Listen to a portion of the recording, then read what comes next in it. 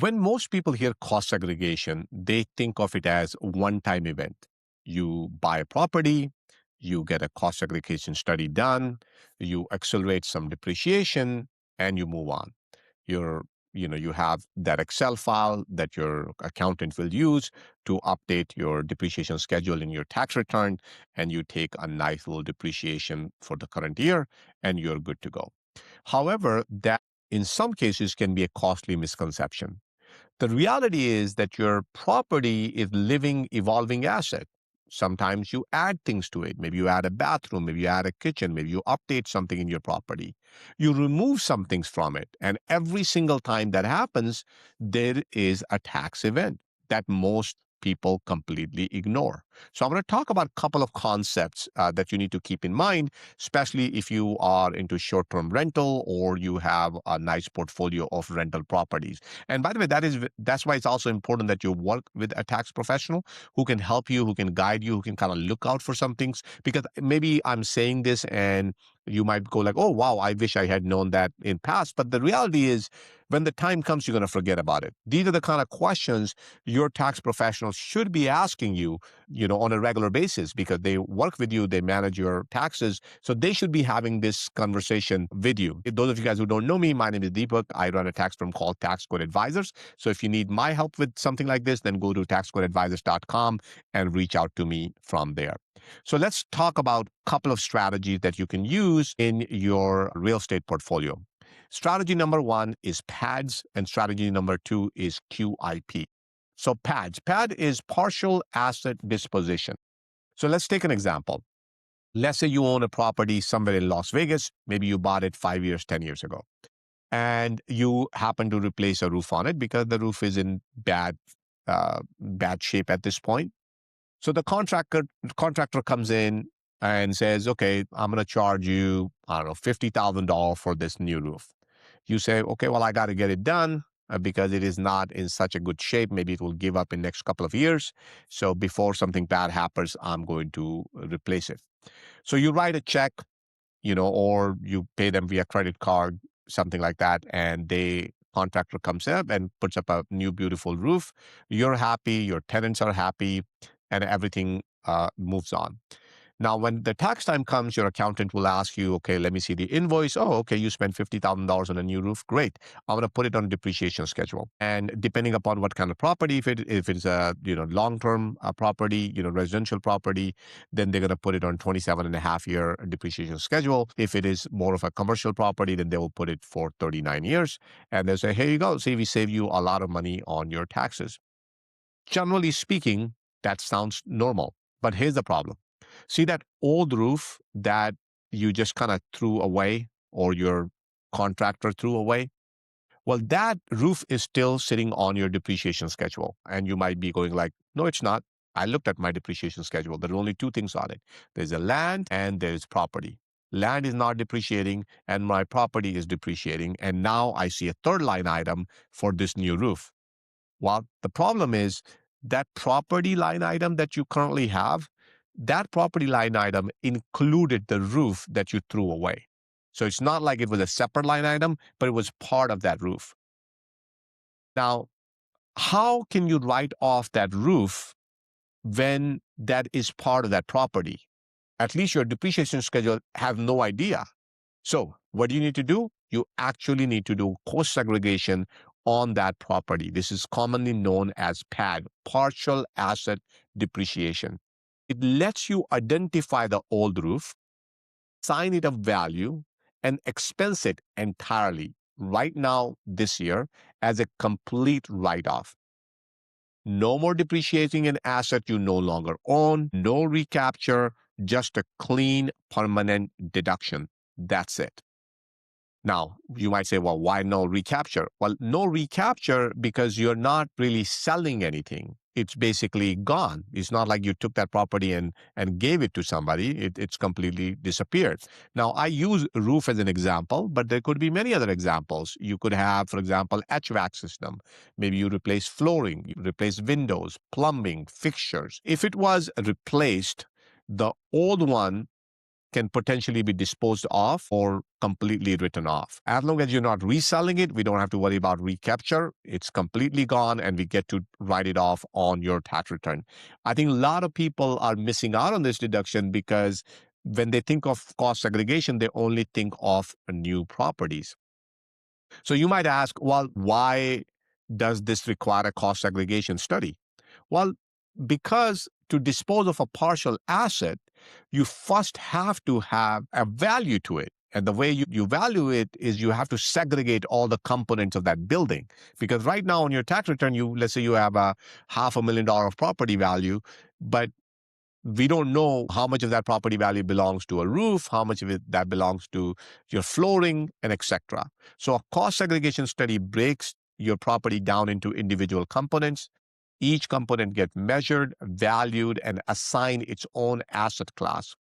Without that separation, you can't identify what you're disposing of.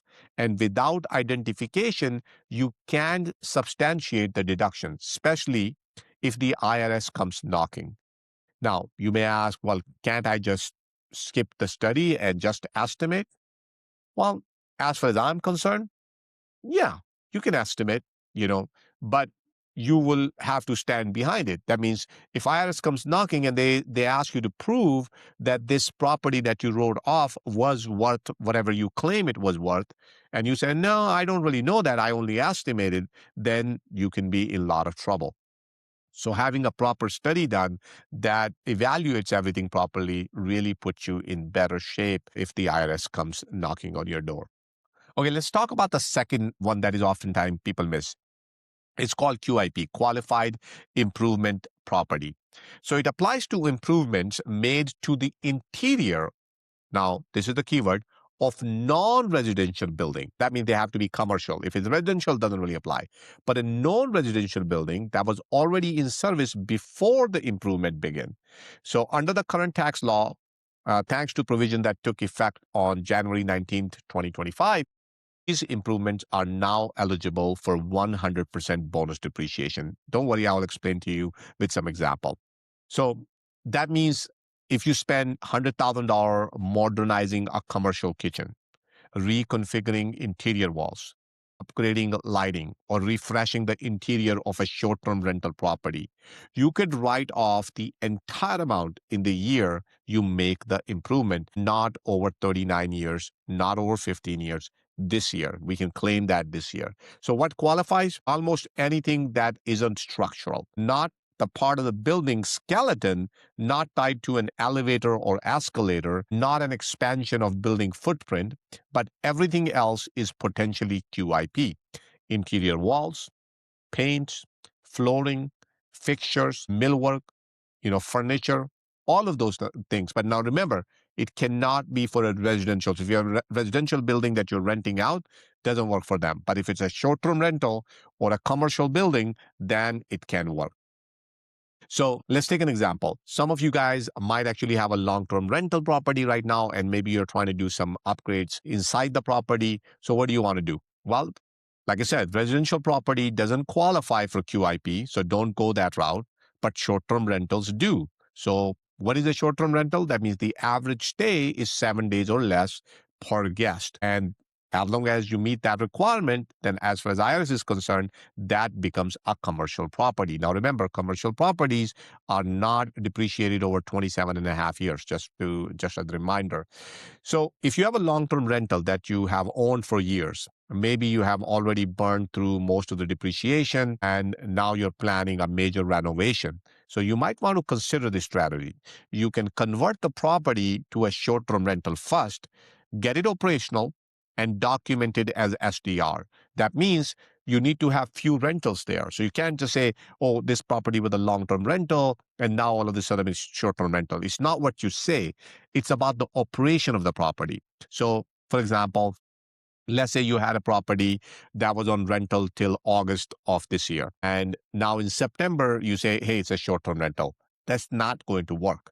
The average stay has to be 7 days or less. So in this case, if we say, all the way to August, they were all long-term tenant, and now just in September, you have maybe a couple of short-term rental, the average stay going to be more than 7 days. So that's the key requirement. So convert the property to a short-term rental, make sure you operate it, and you make sure you document everything properly, and then make the improvement.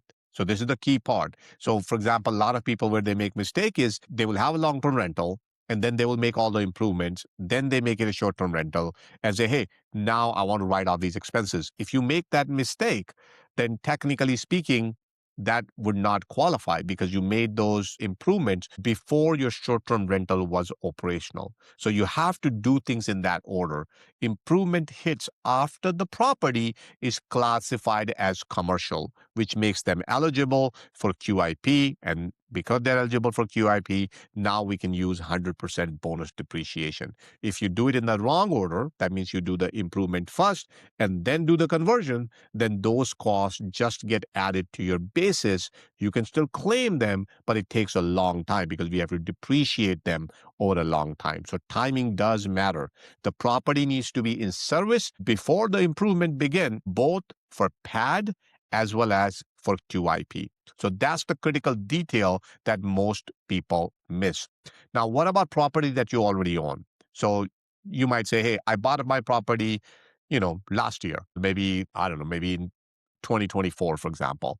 Did I miss this bonus depreciation? There's nothing I can do. So for the original purchases, technically speaking, timing does matter. But there is something you can do. If you make the improvements to that property after the cutoff date, which is January 19, 2025, those improvements are still eligible for 100% bonus depreciation under QIP, regardless of when you bought the property or when you bought that particular building. So even if you acquired your property 6 years ago at 60% or 80% bonus, every dollar you spend improving it now can be written off. Okay. So every deduction that you take this year, instead of spreading it over 39 years, is the money you get to keep and use for other things. You can invest in whatever you like, maybe gold, silver, stocks, real estate, whichever way you like to invest your money in. So in an environment where real inflation, that kind you actually feel in healthcare costs, groceries, housing, energy, is running well above what official numbers suggest, the time value of that money is huge. And that's one of the reasons why you're seeing gold keep coming up almost every single day. So you have to be careful with where you keep the money. So deferring deduction is essentially giving the government an interest-free loan, $38 trillion in national debt, and it's growing almost $2 trillion a year. No realistic path to reducing money supply. That loan is only going to get more expensive over time. So hard assets plus smart tax strategy is how real investors build wealth and preserve wealth in this country. So take these two tools, PAD and QIP, in your real estate strategy. Now, if you need some help with any of that stuff, or you want to have a personal consultation where we can dig a little bit more deeper into your personal portfolio, then give me a call. Go to taxcodeadvisors.com, reach out to me from there, and I'll be happy to take a look, and we can go from there. Thank you guys so much, and I'll see you next time.